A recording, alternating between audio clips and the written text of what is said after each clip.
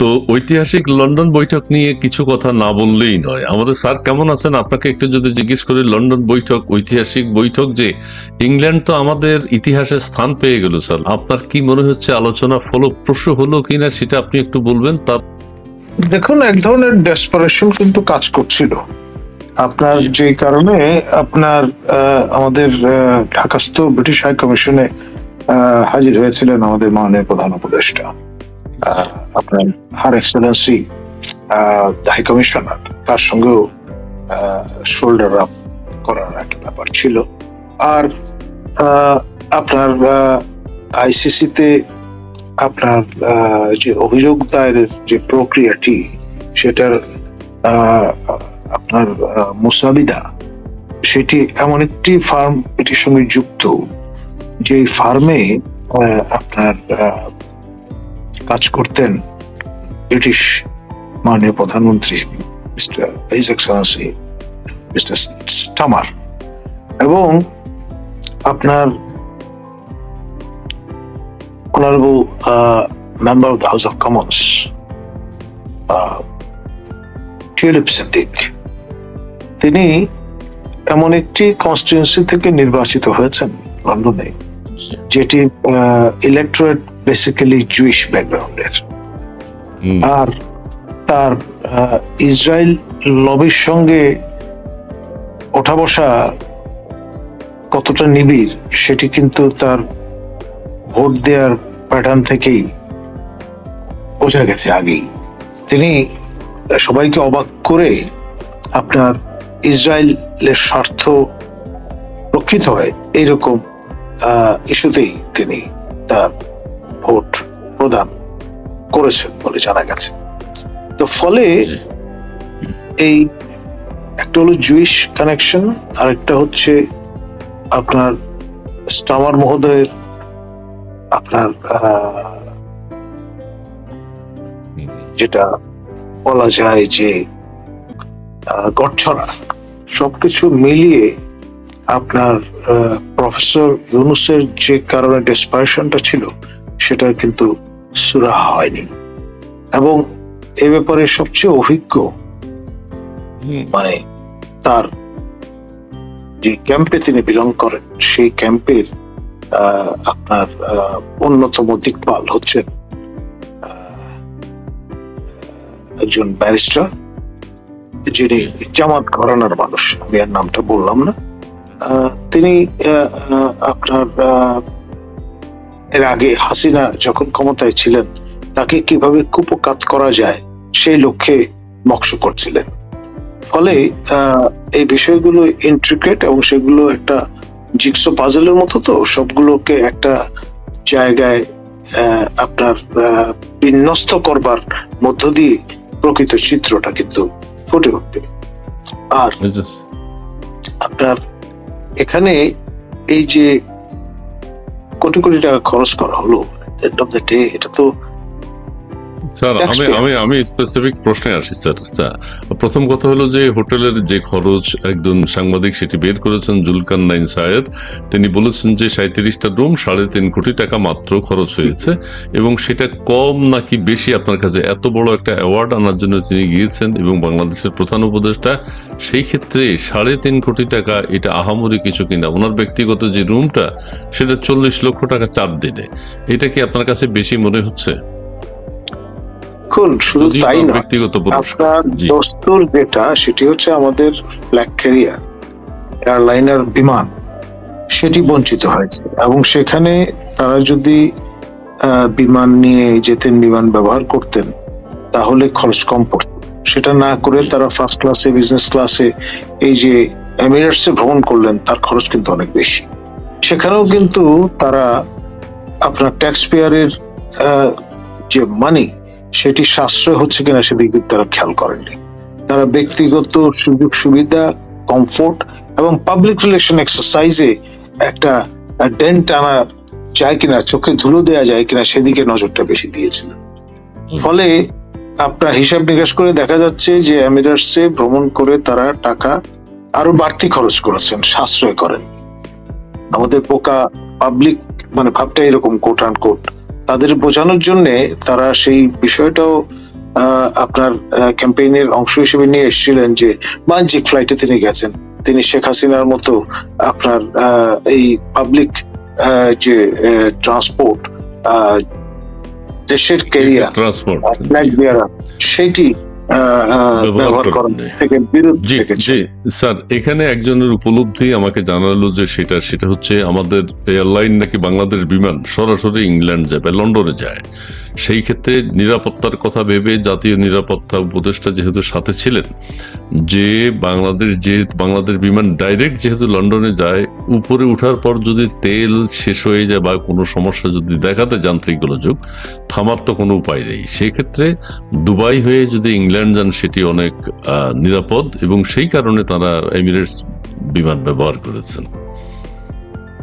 এখন ব্যক্তিগত সুবিধা অসুবিধাটাই ছিল বিবেচ্য বিষয়।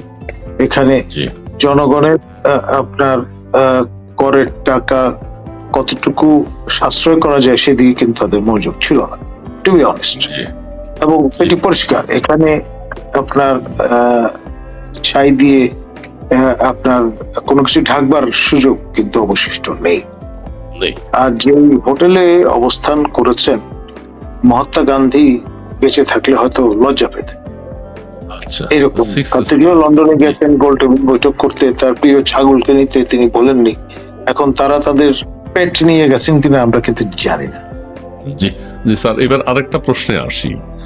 বিএনপির কথা যদি বলি, তারেক রহমানের সাথে সেখানে আলোচনা হয়েছে। তারেক রহমান হচ্ছেন বিএনপির ভাইস চেয়ারম্যান, অত্যন্ত গুরুত্বপূর্ণ দায়িত্বে, সেটা ঠিক আছে। কেউ কেউ বলছেন আবার বেগম খালেদা জিয়া চেয়ারপারসন, তিনি দেশে আছেন, তার সাথে কথা বলা যেত। মহাসচিব দেশে আছেন, তার সাথে কথা বলা যেত। এই একটা পুরস্কার আনতে গিয়ে তিনি কি মিটিং করার জন্যই সত্যি গিয়েছেন নাকি পুরস্কার আনতে গিয়েছেন, সেটি একটা।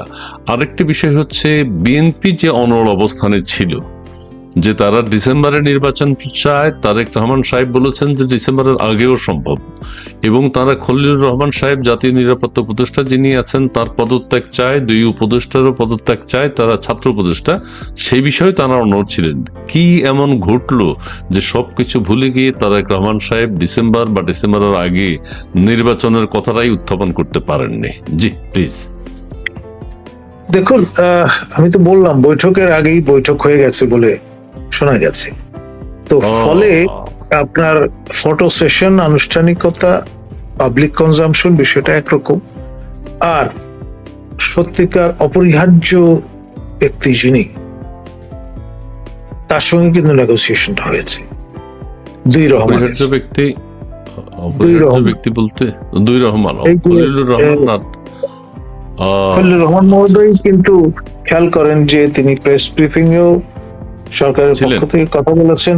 তিনি সরকারের পক্ষ থেকে মাননীয় তারেক জিয়াকে অভ্যর্থনা করেছেন, একেবারে এসকর্ট করে হোটেলের ভেতরে নিয়ে গেছেন। তো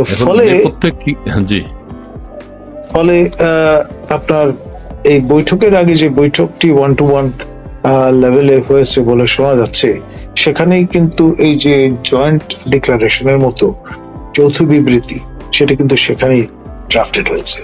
এবং আপনি যদি go through the joint declaration, সেখানে প্রচুর ফাঁক ফোকর আছে।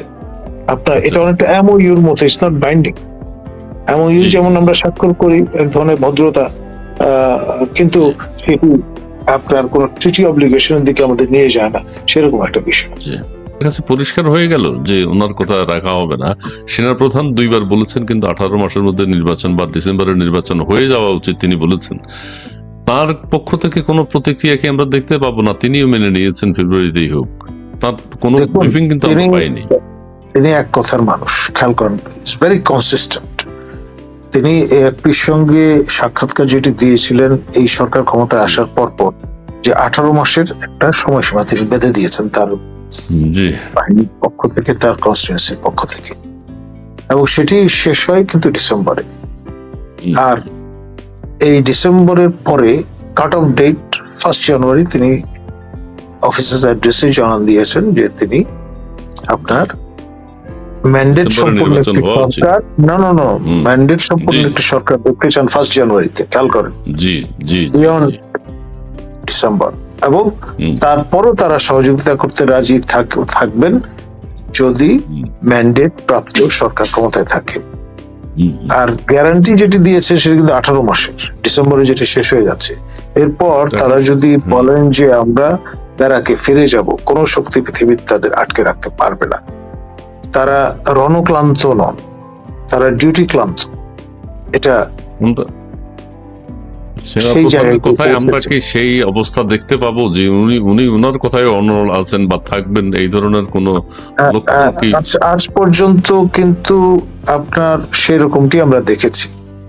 তিনি যা কিছু বলেছেন তা অনার করবার চেষ্টা করেছেন।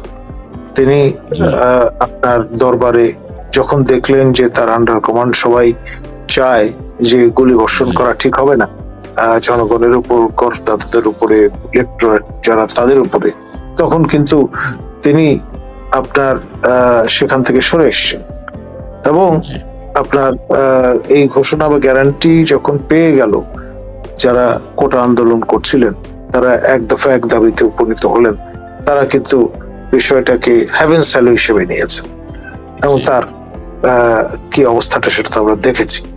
এখন সেই রকম ভাবে আমাদের ব্যারিস্টার ফুয়াদ মহোদয় যতই সেনা চালু উড়িয়ে দেওয়ার কথা বলেন না কেন, সেনাবাহিনীর বিরুদ্ধে কথা বলেন না কেন, বা এই সরকার সেনাবাহিনীর বাজেট যতই কমিয়ে দিয়ে থাকুক না কেন, আপনার এটা কিন্তু একটা গুরুত্বপূর্ণ নিয়ামক এবং আপনার ক্রস রোড বলতে পারেন। এখন বন্দুক যার হাতে থাকে সে ব্যবহার করুক বা না করুক সে কিন্তু ম্যাটার করে। জি, তো আমাদের ফুয়াদ মহোদয় তো উনি তো হুমকি দিয়েই যাচ্ছেন, ওনাকে তো কেউ থামাতে পারছে না। থামানোর কোনো সুযোগ নেই, কারণ তিনি লার্নেড অ্যাডভোকেট, আপনার ব্রিটেন থেকে সনদপ্রাপ্ত ব্যক্তি এবং চমৎকার কিংস ইংলিশে কথা বলেন, তাকে পায় কে? থামানো যাচ্ছে না। আচ্ছা স্যার, সর্বশেষ কথা হলো যেটি, আপনার কাছে কি মনে হয় আদৌ ডিসেম্বরে আমাদের সেন্ট মার্টিন নাকি আমরা হারিয়ে ফেলছি, এরকম একটা কথা, গুজব না সত্য সেটা আমরা জানি না। সেন্ট মার্টিনের সম্ভবত আমাদের আর অধিকার নাই, এটা কয়জন আমাকে জানিয়েছেন, আমি জাস্ট সম্ভবত বললাম। সেন্ট মার্টিন করিডোর এবং বন্দর এই সব নিয়ে নাকি মিয়ানমারের নির্বাচন জানুয়ারিতে, সবকিছু নিয়ে এই অঞ্চল নাকি এক ধরনের উত্তপ্ত হতে পারে। প্রধান উপদেষ্টা যেরকম নির্বাচন পিছাচ্ছেন, নির্বাচনের পিছনে এক ধরনের অভিসন্ধি আছে, দুরভিসন্ধি আছে, সেটা হচ্ছে জানুয়ারি ফেব্রুয়ারিতে আবার এই অঞ্চলটা নাকি উত্তপ্ত হওয়ার আশঙ্কা আছে। সেই ক্ষেত্রে নির্বাচনের আর কোনো সম্ভাবনা দেখছেন কিনা বা হবে কিনা, এই কথাটি আপনি একটু বলে একটা ক্লোজিং দিবেন, শেষ করবো আমরা। জি দেখুন, আমি আবারও, যদিও প্রাসঙ্গিক মনে হবে না, তবে ইসরায়েল ফ্যাক্টরটা কথা মনে করিয়ে দেব।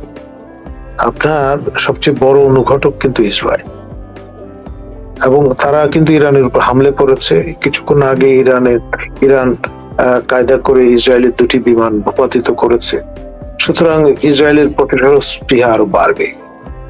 তারা আমাদের বর্ডার ম্যানেজমেন্টটা দেখাশোনা করে, তাদের মডেল ইন্ডিয়া গ্রহণ করেছে, কাঁটাতারের বেড়া, ওয়াচ টাওয়ার এগুলো তারা সংস্থাপন করেছে, এবং আপনার যে বর্ডার সন্নিহিত যে রোড সেটিও কিন্তু তারা কার্যকর করছে।